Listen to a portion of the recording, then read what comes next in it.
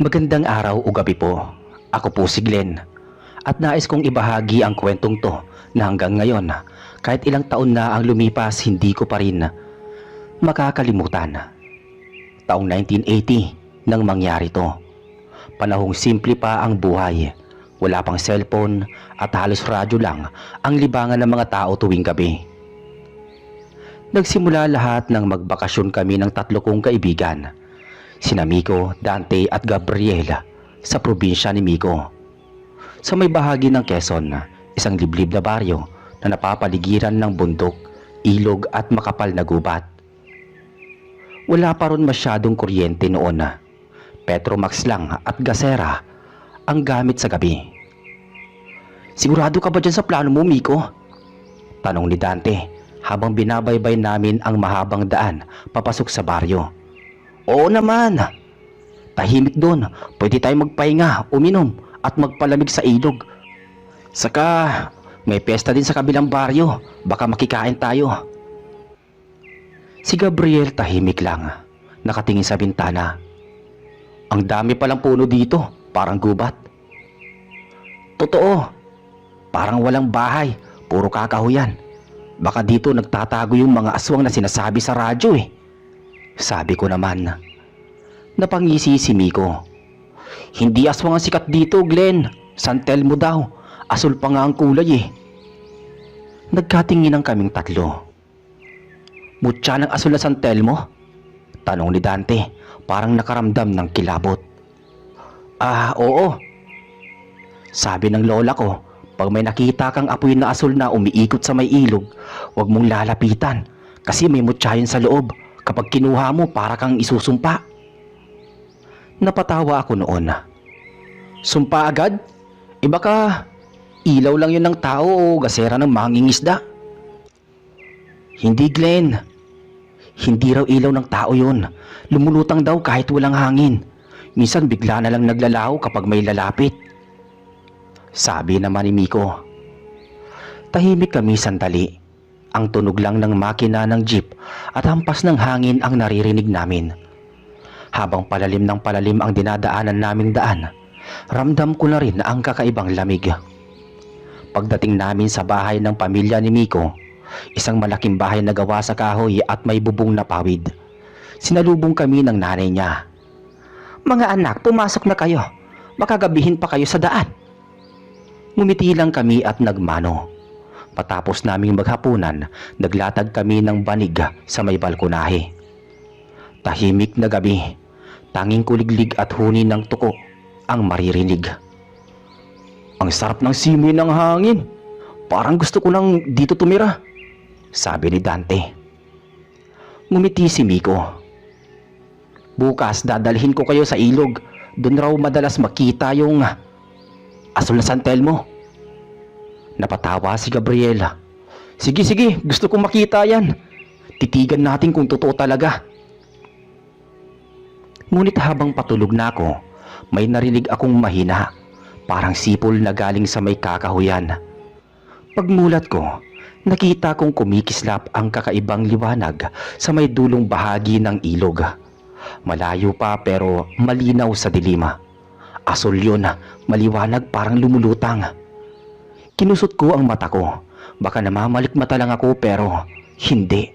Nandun pa rin. "Glenn, alika, nakikita mo rin ba yan?" Mahinang tawag ni Miko mula sa tabi ko.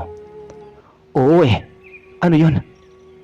"Asul na San Telmo," sabi niya, halos hindi makapaniwala. Bago pa siya masagot, biglang nawala ang liwanag. Parang pinatay ng hangin pero walang ihip ng hangin noong gabing yun. Kinabukasan, bumaba kami sa ilog. Ang paligid ay puro puno ng kawayan at matatangkad na nyog. Ang tubig ay malinaw at sa ilalim ay may mga batong makikintab na tila kumikislap kapag tinatamaan ng araw. Habang naliligo kami, biglang nagsalita si Dante. "Alam nyo, baka may mutya talaga dito. Tignan nyo yung mga bato, parang may asul na kislap," sabi niya. "Baka yan yung sinasabi ng lola ko. Kapag may asul na batong ganito, huwag daw pipiliting kunin kasi Kapag naistorbo mo yung bantay ng mutya, susundan ka raw nila. Sabi naman ni Miko. Umiling ako. Hindi ako naniniwala sa ganyan, Miko. Hangin lang yung nakita natin kagabi.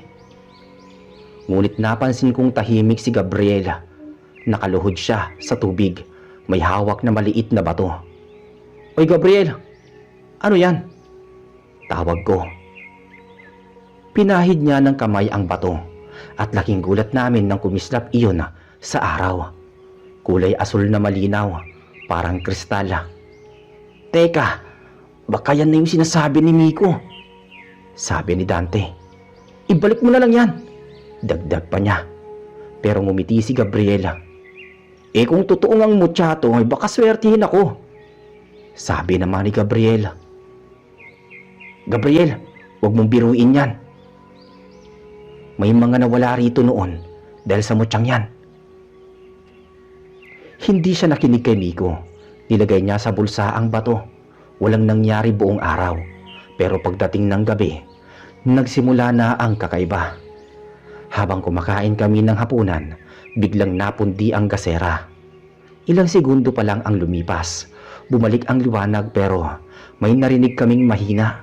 Parang naglalakad sa labas. May tao sa labas? Tanong ni Miko. Tumayo si Dante at sumilip sa bintana. Wala, pero parang may kumikislap doon sa may puno. Mautal-utal niyang sabi. Lahat kami sabay-sabay lumapit. Sa labas ng bahay, may nakita kaming asul na liwanag. Paikot-ikot parang may buhay. At sa di kalayuan, parang may anino ng isang babae. Mahaba ang buhok, nakaputi at nakatayo sa tabi ng ilog. Nanigas kami sa kinatatayuan namin. Gabriel, nasa bulsa mo ba yung bato?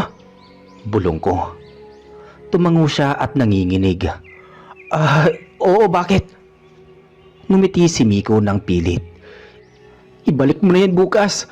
Baka mamaya, baka yan ang hinahanap ng santel mo. Hindi ako kagad nakatulog ng gabing yun.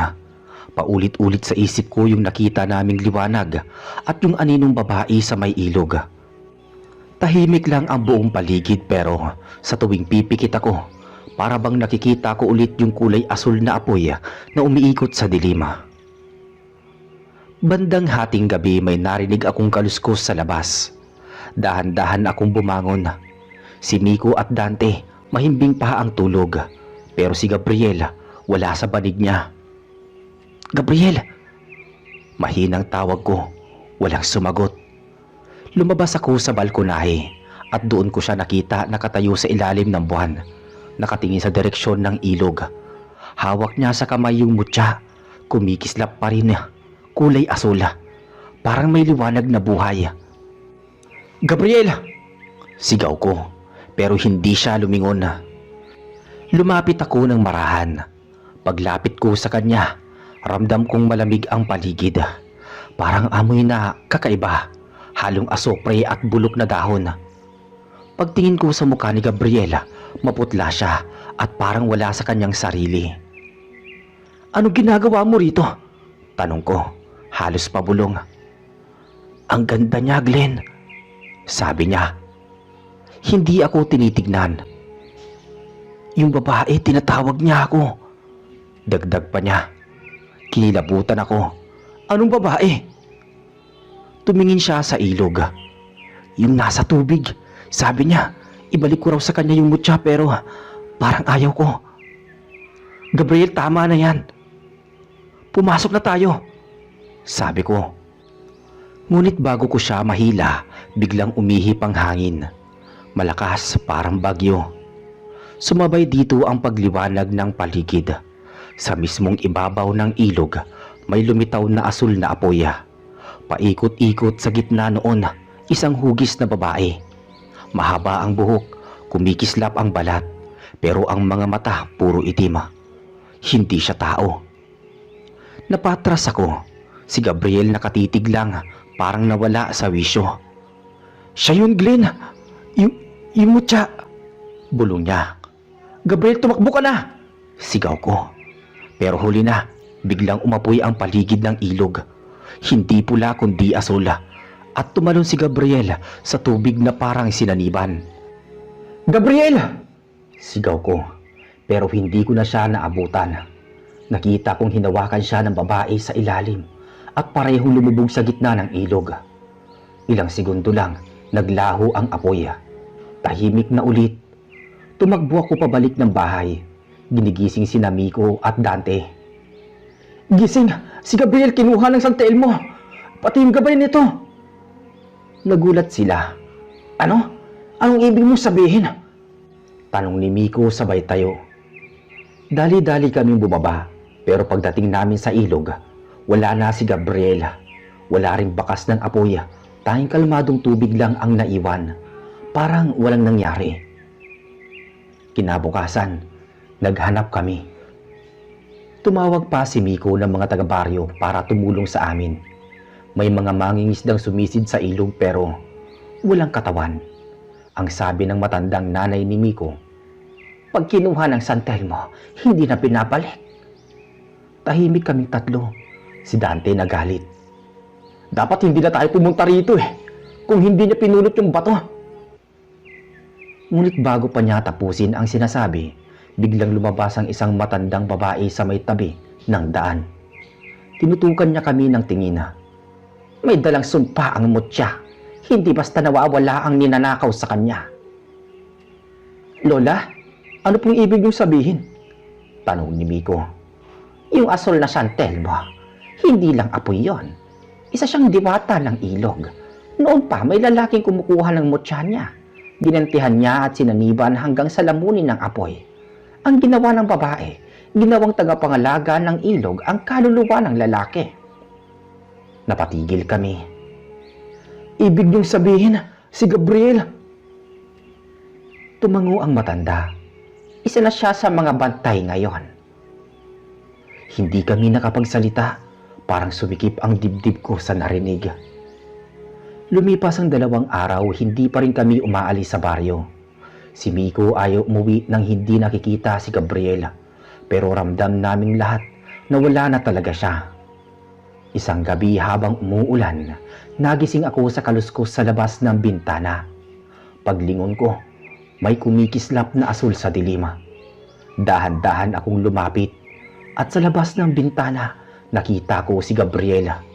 Basang-basa siya, maputla pero nakangiti.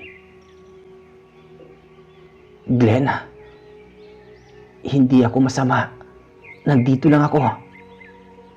"Gabriel, paanong..." Halos mabitawan ko ang gasera.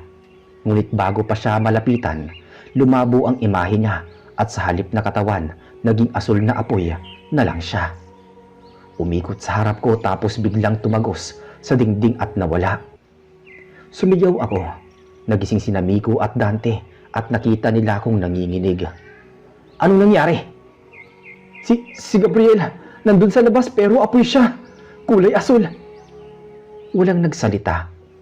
Ang ulan lang ang maririnig. Kinabukasan, pinuntahan namin yung ilog. Sa gitna may lumitaw na maliit na asul na kislap sa ilalim ng tubig. Parang may mata na nakamasid sa amin. "Hindi tayo ligtas dito. Kailangan natin umalis," sabi ni Dante. Pero si Miko ayaw umalis. "Hindi ko iiwan si Gabriel." "Miko, wala na siya. Baka kung bumalik pa tayo dito, tayo naman ang kunin," sabi ko naman. Tahimik siya. Nang dumilim, muli siyang pumunta sa ilog ng palihim. Sinundan ko siya mula sa malayo. Paglapit niya sa tubig, nagsimula na namang sumiklab ang asul na liwanag. Narinig kong bumulong siya. "Gabriel, kung nandyan ka, pakita ka." At doon ko nakita unti-unting lumitaw ang apoy, tapos ang mukha ni Gabriela. Nakangiti pero walang mata. "Umalis na kayo. Hindi niya kayo patatahimikin," sabi ni Gabriela. "Anong ibig mo sabihin?" Sabi ni Miko. "Ang mutya kailangang ibalik, pero kapag ginawa niyo yon, may kapalit." Bigla siyang nilamon ng apoy at sumabog ang liwanag. Naramdaman kong may mainit na hangin na dumampi sa mukha ko at pagkatapos wala na ulit. Nang bumalik kami sa bahay, parehong tahimik kaming tatlo. Walang gustong magsalita. Kinabukasan, kinausap kami ng matanda ulit. "May natira pa bang mutya sa inyo?" tanong niya. Tumango si Miko. Dahan-dahan niyang inilabas ang maliit na asul na bato na nakuha ni Gabriela. "Yan ang dahilan. Dalhin niyo yan mamayang gabi sa gitna ng ilog. Pero mag-iingat kayo. Kapag humiling ang diwata ng kabayaran, huwag kayong papayag." Sumapit ang gabi, puno ng takot ang dibdib ko. Dala namin ang mutya at naglakad kami papunta sa ilog. Tahimik, maliban sa huni ng kuliglig at hampas ng alon sa bato. Pagdating namin sa gitna ng tulay, nilagay ni Miko sa palad ang mutya. "Patawarin niyo kami. Isinusoli na namin to." Biglang nagliwanag ang paligid.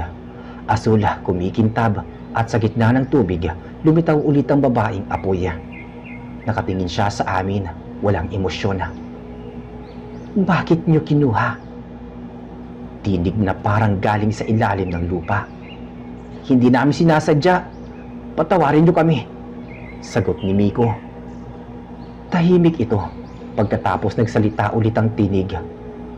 "May isa sa inyo ang dapat manatili." "Anong ibig mo sabihin?" tanong ko halos mapasigaw. "Para makabalik ang isa, kailangan ng kapalit," sabi ng diwata. Sumigaw si Dante. Hindi kami papayag." Ngunit biglang hinampas ng malakas na hangin ang paligid. Ang mutya lumipad mula sa kamay ni Miko at lumubog sa tubig. Kasabay nito bumuka ang lupa sa gilid ng ilog at may asul na apoy na sumabog paakyat. Narinig ko si Miko na sumisigaw, "Tumakbo na kayo!" Ngunit hindi ko siya naabutan. Sa isang iglap, nalunod siya sa gitna ng liwanag. Pagmulat ko, ako na lang at si Dante ang natira sa pampang. Tahimik na ulit ang ilog pero sa ilalim, may kumikislap na dalawang mutya. Umiikot parang may bagong bantay. Si Dante nakaupo sa tabi ko, nanginginig, namumutla. "Glenn, si Miko kinuha na rin nila," mahina niyang sabi. Hindi ako nakasagot. Parang naputol ang hininga ko. Umuwi kami sa bahay nang walang imikan. Pagdating doon, sinalubong kami ng ina ni Miko, umiiyak. "Nasaan ang anak ko?"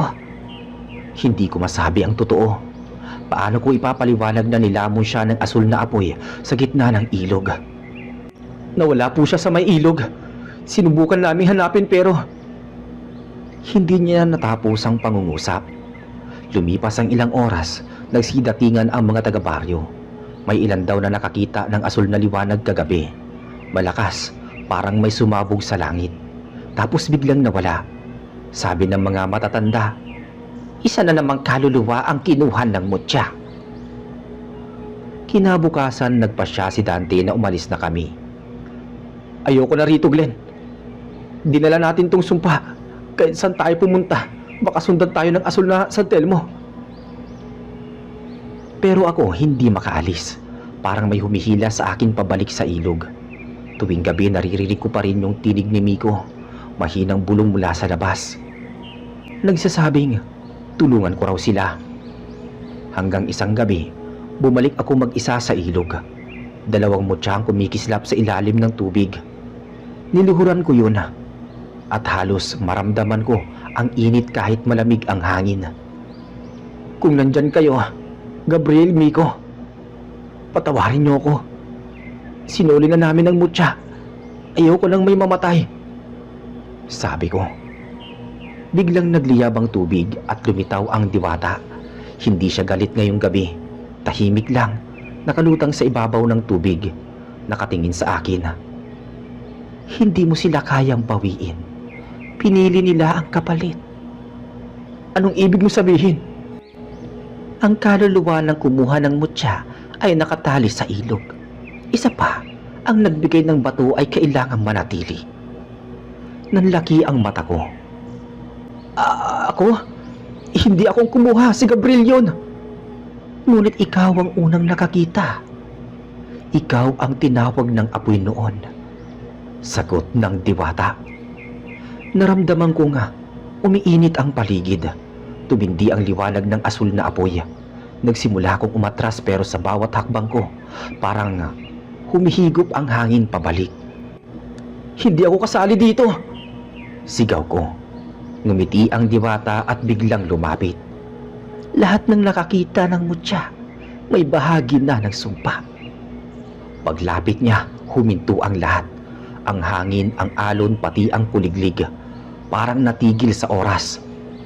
Kung gusto mong matapos, kailangan mong putulin ang ugnayan. Ibalik mo ang dugo sa ilog. Sabi niya. Hindi ko kaagad naintindihan pero nang tignan ko ang paligid, nakita ko yung maliit na kutsilyo na naiwan ng mga mangingisda sa pampang. Dugo? Bulong ko. Isang patak lang para maputol ang sumpa. Sabi ng diwata. Kinuha ko ang kutsilyo at ginuhit ang palad ko. Dumaloy ang dugo, tumulo sa tubig. Sa bawat patak naglalaho ang asul na liwanag. Ang diwata dahan-dahang lumubog hanggang sa tuluyang maglaho. Nang huminto ang apoy, huminga ko ng malalim. Parang gumaan ang paligid. Ngunit pagtingin ko sa tubig, may dalawang mukha akong nakita sa ilalim. Sina Miko at Gabriela. Nakangiti pero unti-unting naglaho. Kinabukasan nagpaalam na ako sa nanay ni Miko. Pasensya na po, wala akong nagawa, sabi ko. Umiti siya kahit namumugto ang mata. Makaganyan talaga ang kapalaran ng anak ko, Glenn. Ang mahalaga, na ibalik niyo ang mutya. Lumakad ako palabas ng baryo, dala ang mabigat na pakiramdam. Habang binabagtas ko ang daan palabas, napansin kong sa tuwing matitignan ko ang ilog mula sa malayo, may maliit na asul na kislap pa ring lumalabas sa tubig. Mahina pero buhay. Hindi ko na alam kung imahinasyon ko lang ba o paalala ng mga nawala. Pero sa tuwing kasapit ang gabi, lalo na kapag umuulan, parang may tinig pa rin akong naririnig mula sa hangin. At sinasabi ng tinig na yun na huwag kong kalimutan ang mutya. Pagbalik ko sa lungsod, ilang linggo akong hindi mapakali. Si Dante biglang nagkasakit. Laging nananaginip na may umaapoy na babae sa tabi ng kama niya. Ako naman, minsan paggising ko sa madaling araw, may marka pa rin sa palad ko. Asul parang paso pero hindi masakit. Makalipas ang ilang taon, binalikan ko ang baryo. Taong 1987 na noon, 7 taon na matapos mangyari ang lahat. Marami nang nagbago, may kuryente na, may mga bagong bahay na yari sa semento. Pero ang paligid pareho pa rin. Tahimik, luntian, at kapag sumasapit ang gabi, madilim pa rin ang daan papunta sa ilog. Bumalik ako hindi para magbakasyon kundi dahil sa isang panaginip. 3 gabi na kasi akong ginigising ng parehong imahe. Sina Miko at Gabriela, nakatayo sa gilid ng ilog. Nakangiti. Parang may gustong sabihin. Lagi kong naririnig sa panaginip ko ang parehong tinig. Sinasabi nilang bumalik ako. Hindi ko alam kung bakit pero ramdam kong totoo yun. Kaya kahit labag sa loob ko, nagpasya kong bumalik. Pagdating ko sa baryo, sinalubong ako ng ilang matandang kakilala. Glenn, sabi niya, ikaw ba yung kasama nila Miko noon? Tumango ako. Opo. Napailing siya. Huwag ka na sanang pumunta sa ilog. Mula nang mangyari yon, wala nang lumalapit doon. Lahat ng sumubok nagkakasakit o naglalaho. Hindi po ako magtatagal. May gusto lang po akong malaman. Gabi na nang makapunta ko sa dating bahay ni Miko. Nakatirik pa rin ito pero luma na at halatang walang nakatira. Ang mga tabla may amag. Ang pawid butas-butas. Sa loob amoy lumang kahoy at alikabok. Sa sulok ng silid kung saan kami natulog noon, may nakita kong lumang kahon. Binuksan ko at doon ko nakita ang isang lumang larawan. Kaming 4 yun nakangiti sa tabing ilog. Napatitig ako. Hindi ko napansin pero sa dulo ng larawan, may maliit na asul na mantsa. Parang sinadyang markahan. Pinunasan ko pero hindi natanggal. Sa halip kumislap yun. Kinabahan ako. Pag-angat ko ng ulo ko, nakita kong bukas na ang pinto ng bahay. Kahit alam kong sinara ko yun kanina. Lumabas ako at sa di kalayuan may liwanag. Asul na kumikislap sa may kakahuyan. Alam kong iyon na yun. Iyon ang dahilan kaya ako bumalik.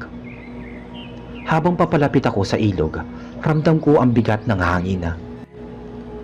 Parang humahaplos sa balat ko ang lamig. Pagdating ko sa pangpang, nakita kong muling buhay ang ilog. Malinaw ang tubig pero sa ilalim may umiikot na dalawang liwanag, parang maliit na bola ng apoy. Dahan-dahan akong lumapit. "Gabriela! Miko!" Tawag ko. Walang sumagot pero biglang may bumubula sa gitna ng ilog. Kasunod ng isang anyo, babaeng nakaputi, mahaba ang buhok, lumulutang sa ibabaw ng tubig. Hindi ako gumalaw. "Bakit ka bumalik?" Tanong niya. Malamig ang boses. Gusto kong maintindihan. Gusto kong malaman kung bakit nangyayari yun sa kanila. At bakit ako hanggang ngayon parang may dala pa ring sumpa. Tahimik ang diwata. Tapos ay tumuro siya sa tubig. "Tignan mo." Lumapit ako sa tubig. At sa tubig parang may eksenang lumitaw. Nakita ko si Gabriela noong gabing hinawakan niya ang mutya. Nakita ko nga may kumapit sa braso niya. At sa sandaling yun, hindi lang siya ang sinaliban, pati ako. Nakatayo malapit sa kanya, tinamaan ng liwanag ng apoy. Doon ko naintindihan. Bakit ako? Bakit pati ako? Ang mutya ay pumipili ng mga nakakita. Isa ka sa mga nakatali rito. Ang sumpa ay hindi lang para sa kumuha, kundi para sa mga nakasaksi. Gusto kong matapos na to. Ano bang kailangan kong gawin? Sabi ko halos mapaiyak. May isa pang mutya. Ang mutyang nagbubuklod sa tatlong kaluluwa. Isa sa ilalim ng tubig, isa sa hangin, at isa sa apoy. Kapag nahanap mo yon, mawawala ang lahat. Nasaan yon? Tanong ko sa diwata. Ngumiti siya ng mapait. Nasa taong hindi mo pa nakikita simula nang mangyari ang lahat. Wika ng nilalang. Kinabukasan, bumisita ako sa bayan para magtanong. Nalaman kong si Dante na matagal nang umalis ay bumalik din ilang linggo ang nakalipas. Ayon sa mga tao na nanirahan daw siya sa kabilang baryo malapit sa Talahiban, pero bihira daw umalis o lumabas, parang may dinadala. Dahil sa sinabi ng diwata, agad ko siyang pinuntahan. Matagal kong nilakad ang makitid na daan hanggang sa marating ko ang isang lumang kubo na halos nakatago sa mga damo. "Dante!" Sigaw ko mula sa labas. Walang sumagot pero narinig ko ang kaluskos sa loob. Binuksan ko ang pinto at doon ko siya nakita. Si Dante payat na payat. Maitim ang paligid ng mata at parang hindi natutulog ng ilang araw. "Glenn, akala ko hindi ka na babalik dito." Mautal-utal niyang tanong. "Bakit? Anong nangyari?" Tanong ko sa kanya. Umiti siya ng pilit. "Naririnig ko sila gabi-gabi. Sila Miko at si Gabriel. Tinatawag nila ako. Akala ko ako lang ang sinusumpa, pero ngayon nandito ka." "May sinabi sa akin yung diwata. May isa pang mutya raw. Kailangan nating hanapin yun para matapos na to." Umiti siya ng malamig. "Hindi mo na kailangang hanapin, Glenn. Nasa akin ang mutya." Napatigil ako. "Anong ibig mo sabihin?" Dahan-dahan niyang iniangat ang kamay niya. Sa palad niya may maliit na bato, kulay asul pero mas madilim kaysa sa nauna. "Kinuha ko to nung araw na sinubukan nating ibalik yung una. Akala ko kung meron akong mayuwing isa, hindi na tayo masasaktan, pero mali ako." Lumapit ako. Gusto kong agawin pero bigla siyang umatras. "Wag, Glenn. Kapag hinawakan mo to, baka ikaw naman ang kunin. Tanggalin mo na yan. Isoli na natin," sabi ko. Umiling siya. "Hindi na pwede. Nakaugat na to sa akin. Tuwing sinusubukan kong itapon, bumabalik sa kamay ko. Parang parte na ng katawan ko. Tumingin ako sa mata niya at doon ko nakita may liwanag na asul sa ilalim ng kanyang balat. Dante, may apoy sa loob mo. Tumulo ang luha niya. Alam ko, at tuwing gabi nararamdaman ko itong umiinit. Parang gusto niyang lumabas. Biglang lumakas ang hangin. Sumabog ang gasera. Sa dilim, unti-unting kumislap ang buong katawan ni Dante. Asul nagliliwanag, parang may sinusunog mula sa loob. Glenn, tumakbo ka na. Hindi ko na kayang pigilan to. Dante! Sigaw ko. Ngunit sa loob ng ilang segundo, lumabas mula sa kanya ang asul na apoy. Umikot sa paligid at sumabog sa bubong ng kubo. Napatras ako. Tinakpan ko ang mukha ko at narinig kong humiyaw siya. Pero hindi ko alam kung tao pa ba yun o hindi na. Pagtingin ko ulit, wala na si Dante. Tanging abo at ilang maliit na mutya na kumikintab sa lupa ang naiwan. Kinuha ko yun. Mainit pero hindi nasusunog ang kamay ko. At sa sandaling hinawakan ko yung bato, nakita kong nagdilim ang paligid. Tapos narinig ko silang tatlo, sina Miko, Gabriel at Dante. Sabay-sabay na boses na bumubulong sa tenga ko. Isa ka na lang, Glenn, sabi nila. Nangilabot ako. Binitawan ko ang bato pero dumidikit ito sa balat ko. Parang sinisipsip ang dugo sa palad. Sinusubukan kong tumakbo palabas ng kubo pero sa labas nakatayo ang diwata ng ilog. Nakangiti. Asul ang mga mata. Isa ka na lang na natitira. Ikaw ang magbabantay, sabi ng diwata. Hindi, ayoko! Ayoko! Maya-maya, nasunog ang paligid ng palad ko. Pero hindi ako makabitaw. Patawarin niyo kami. Hindi namin ginusto to. Sigaw ko ulit. Ngunit lumapit ang diwata, hinawakan ang ulo ko at sabay pumikit. Sa isang iglap, naramdaman kong parang may humatak sa loob ko. Mainit, mabigat, parang sinusunog ang kaluluwa ko. Ngayon tapos na ang sumpa. Ngunit hindi ka na makakaalis. Pagmulat ko, nasa tabi na ako ng ilog. Tahimik, maliwanag na ang araw. Pero ang kamay ko kumikislap. Sa ilalim ng balat ko may liwanag na asul. Dumadaloy mula sa palad hanggang braso.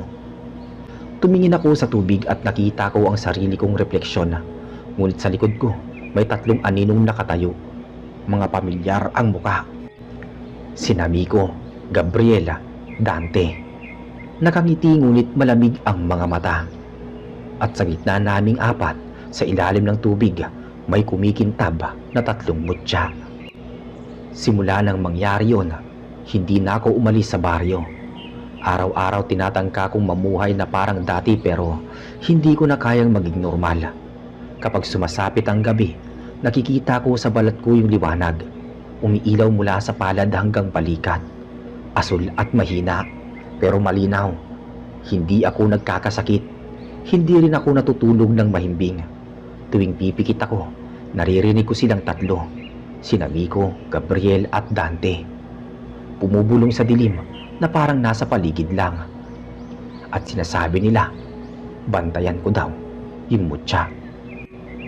Hindi ko alam kung paano matatapos to. Pero alam kong hindi na to simpleng sumpa. Parang may tungkulin akong hindi ko pinili. Isang gabi, habang nasa may pampang ako, may narinig akong mga tinig mula sa kabilang dulo ng ilog. Mga kabataang nagtatawanan, may dalang ilaw. Agad akong kinabahan. Lumapit ako sa ilalim ng puno. Pinagmamasdan sila. 4 silang lalaki, tila mga lasing. Dala-dala ang lambat at isang bote ng alak. Pare, yan ba yung sinasabi nilang ilog ng asul na San Telmo? Tanong ng isa. Oo daw eh. Kapag sineswerte ka nga naman, makakakita ka na ng ilaw kapag kinuha mo yun. Yayaman ka na. Sagot ng isa, sabay tawa. Paano kung totoo yung sumpa? Tanong ng pinakabata. Tigilan mo yan. Mga kwento lang yan. Tara, lublub na tayo. Gusto kong sumigaw. Pigilan sila, pero parang may pumipigil din sa akin. Ang mga kamay ko nagniningning at nanginginig, tapos nararamdaman kong umiinit yung palad ko, yung parte kung saan nakabaon ang mutya. "Umalis kayo dyan!" Mahina kong sabi pero wala akong boses. Parang nilamon ng hangin. Isa sa kanila ang lumapit sa tubig. "Pare, may ilaw sa ilalim mo. Ang ganda," sabi ng isa. Biglang nagkislapan ang paligid. Mula sa gitna ng ilog, umangat ang asul na apoy. Pamilyar, parang buhay. Sumigaw ang mga lalaki, nagsitakbuhan pero yung isa hindi nakalayo. Nahila siya ng liwanag pababa, diretso sa ilalim ng tubig. "Pare, tulungan niyo ako!" Sigaw niya pero ilang segundo lang, lumubog siya at nawala. Tumakbo ako papunta sa kanila. "Umalis na kayo! Wala na kayong magagawa!" sabi ko. Nang makaalis sila, lumapit ako sa tubig. Tahimik, wala ni isang bula, pero sa ilalim may anino. Yung binitawang katawan ng lalaki, nakalutang pero parang hinahaplos ng liwanag. At sa tabi niya, lumulutang ang mutya kumikislap. "Hindi mo dapat pinakailaman to," sabi ko rito. Pero mula sa ilog, may boses na sumagot. Ang boses ay pamilyar. Paglingon ko, nakita ko si Dante. "Hindi mo rin dapat binalikan, Glenn." Hindi ko alam kung multo ba siya o anino, pero malinaw ang mukha niya. "Dante!" Ngumiti siya ng malungkot. "Hindi lahat ng sumpa pwedeng takbuhan. Ang ilan kailangang yakapin." Dagdag pa niya. "Anong ibig mo sabihin?" tanong ko. "Ang mutya, bantay ng ilog, pero kailangan ng katawan para mabuhay. Ikaw na yun ngayon, Glenn." "Hindi ko ginusto to. Gusto ko lang matapos ang lahat," sagot ko. "Walang wakas ang tubig, Glenn. Hanggat may tao na gagamit ng ilog, may magigising. Ang tanong lang, kaya mo bang manatili?" Tumahimik ako sa di kalayuan. May narinig akong sigaw ng mga tao. Yung 3 kabataang nakaligtas, tumatakbong pauwi. Naririnig ko silang sumisigaw ng, "May sumabog na ilaw! May nawala sa tubig!" At doon ko naintindihan, magsisimula na naman. Makalipas ang ilang araw, kumalat sa buong baryo ang balita. Lahat ng tao takot na takot. May mga batang umiiyak. May mga magulang na todo ang pagbabantay sa anak na baka magawi sa ilog at maligo. Isang gabi, dumating ang barangay kapitan sa bahay ko. "Glenn, ikaw lang ang nakakita nung huli. Ano bang meron dyan sa ilog na yan?" Tahimik ako. Hindi ko alam kung sasabihin ko ang totoo. "May mga hindi dapat pinapakialaman. At kung ayaw niyong madamay, huwag kayong lalapit." "Pero hindi pwedeng pabayaan. Kailangan naming malaman," sabi ng kapitan. "Kapag pilit nyo pang sinilip yung hindi para sa tao, baka buong baryo mawala. Hindi ito basta sumpa. Isa tong buhay na bantay." Tumahimik siya. "Bantay? Anong ibig mong sabihin?" Tumango ako. "At ako yung ngayon," sagot ko sa kapitan. Kinagabihan hindi ako nakatulog ulit. Lumalakas na naman yung liwanag sa kamay ko. At sa labas ng bahay, naririnig ko yung tunog ng tubig. Parang may naglalakad sa ibabaw ng ilog. Paglabas ko, nakita ko silang 3. Sina Miko, Gabriel at Dante. Nakatayo sa gitna ng tubig. Nakangiti parang naghihintay. At sinasabi nilang, meron pa daw darating. "Sino?" Gumiti si Gabriela. "Ang naghahanap ng kapalit, Glenn." Hindi ko pa man naintindihan ang ibig nilang sabihin, biglang may liwanag na lumitaw sa kabilang pampanga. Isang grupo ng mga tao, may daladalang kamera, mikropono at flashlight. Narinig ko ang isa at sumigaw, "Mga kababayan, dito raw makikita ang tinatawag na asul na San Telmo ng barangay na to." Mga taga Maynila. Mga tao mahilig sa mga iba't ibang adventure. "Hindi nyo alam ang pinapasok nyo," sabi ko. Bumalik ako sa loob ng bahay pero nanginginig ang kamay ko. Alam ko nga, kapag lumapit sila sa ilog, may mangyayari. At kapag may nangyari ulit, ako ang may kasalanan. Pagbalik ko sa pangpang, naroon na sila. Nag-aayos ng ilaw, tinatawanan ang mga kwento ng mga taga-baryo. Pare, baka bulto lang ng kwento to eh, sabi ng isa. Pero nang sinindihan nila yung flashlight, biglang sumalubong ang asul na kislap sa gitna ng tubig.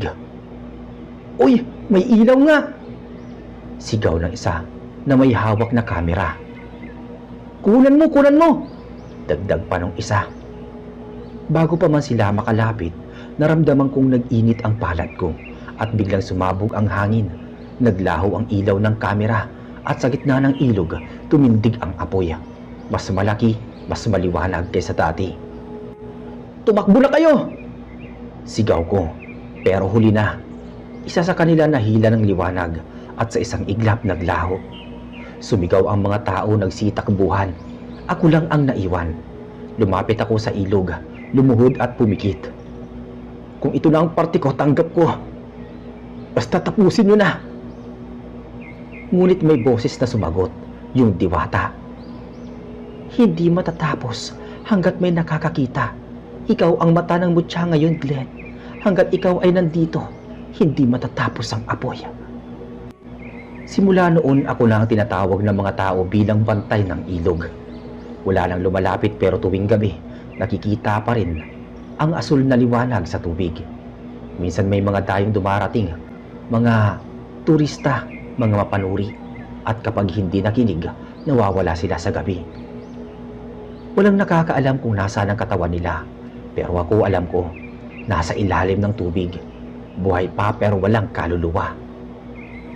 At sa tuwing tinitingnan ko at tumitingin ako sa tubig, nakikita ko yung mukha nila. Nakangiti pero malamig, kasama sina Miko, Gabriel at Dante. Sa ngayon nananatili pa rin ako dito. Hindi ko alam kung hanggang kailan, pero alam kong habang buhay ako, dito rin ako bantay ng mutya. Bantay ng asul na San Telmo.